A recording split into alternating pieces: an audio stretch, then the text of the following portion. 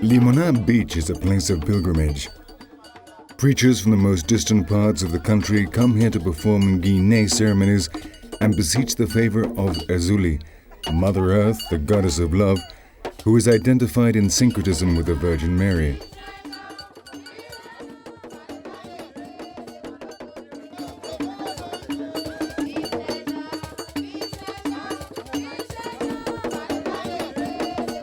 In the shade of these sacred trees, families take turns to perform their ceremonies. They mainly offer food and rum and wait for Azuli to appear for her to take possession of someone's body, in this case, the woman with the red scarf.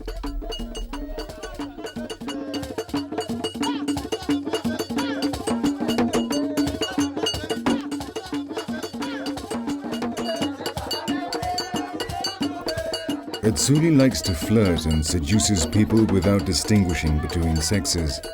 She may enter the body of a man or of a woman, but everybody will immediately recognize her because of her suggestive movements.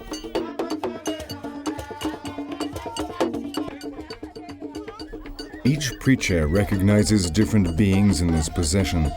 Its syncretic translation would be the Virgin of High Grace, the Black Virgin or the Virgin of Monte Carmelo, and sometimes Saint Philomena, identified in Voodoo with the siren who comes out of the sea or out of fresh water.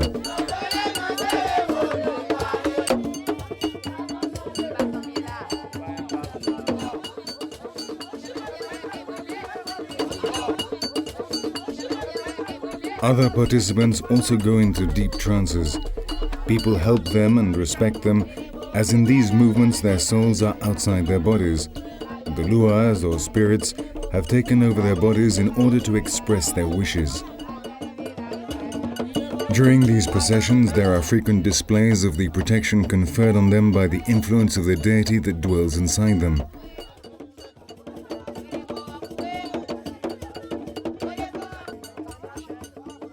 Each lua has different colors, so different colored scarves are used to call them. White carlin powder is used to attract certain deities and to identify them.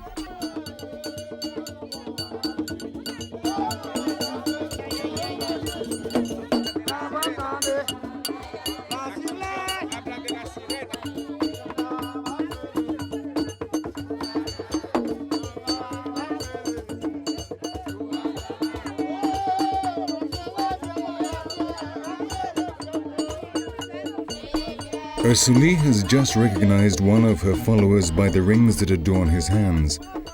These are wedding rings that show that the man has married her. Each person may marry his protective lua. They gather their relations and witnesses together and go to the Onfo, or Voodoo temple, where a mystic wedding is held. From this moment on, the earthly spouse will have to abstain from sexual intercourse on certain days specified by his lua. For example, Azuli prescribes Tuesdays and Thursdays, and on these days she may become before her servants in her dreams. Here in Limonad, Voodoo lives alongside the church. The devotees alternate their religious customs without any problems. From the olden days, when the settlers prohibited their African religious services, the slaves were forced to praise their gods whilst kneeling before a Catholic icon. In this way, syncretism arose and the majority of the lua have their corresponding Christian deity or saint.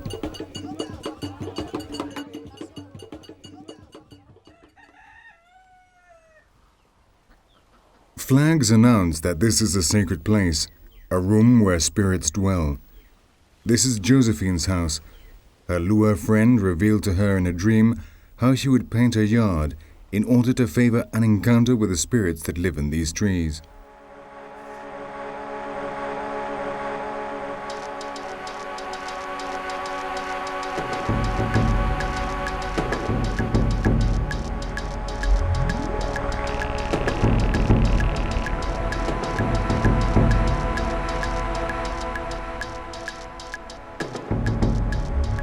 Voodoo philosophy is very closely linked to nature and therefore has an ecological bent.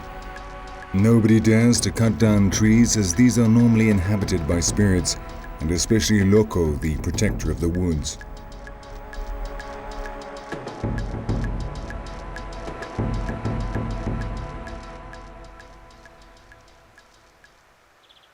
Lakus, small villages that have arisen around a temple, can be found throughout the country. A great sacred Mapu, as they call the Saibas, presides over the Laku of the Congo. The power of the Saibas comes from the belief that they can talk to the gods. Unfortunately, most of them were cut down by the French during their struggle against the slaves' revolt.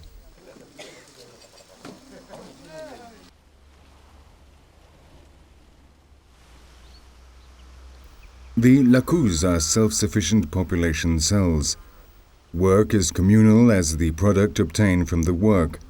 Each Laku is run by a Hugan, or voodoo priest, who is called Mambo, in the case of a woman, and he or she is assisted by a council of elders. Its inhabitants normally have the same African roots: Congo, Ndomi, Mandingo, Ui, etc. There is a peristyle inside the temple which is dominated by the Potomitan, the pillar by which the forces that have been invoked may descend.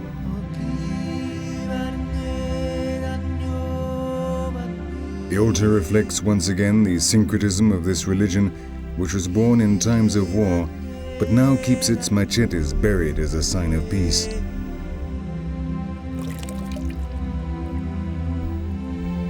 The Ungan carries out a cleansing operation that also serves as a protection against spells, and he shows us the house of Shango, the lure of thunder and catastrophes, equivalent to Saint Barbara.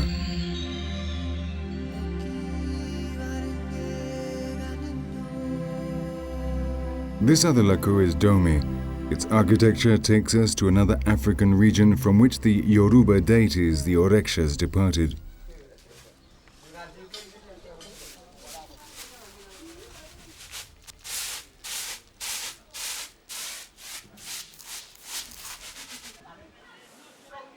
The Voodoo religion acts as a bonding force for the people. It joins and fits together the range of different customs of the different ethnic groups from which the slaves that populated Haiti came. It helps to prop up a society that owes its existence to this religion.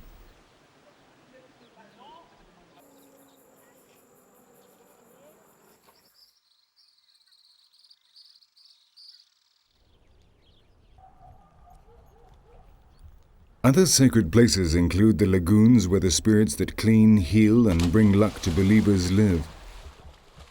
In Plan du Nord, the people submerge themselves in the mud and make their offerings of rum.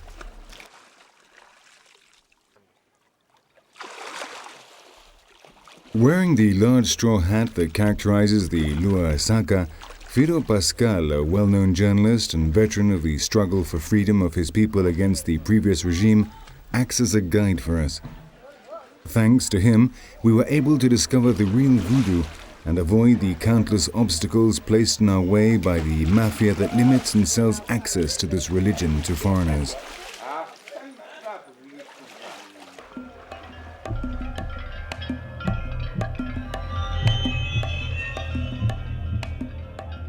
A great deal of ceremonies are performed in cemeteries among the dead. The people are not afraid of these places, and it is commonplace and considered to be a great honor for someone to sleep on his father's grave.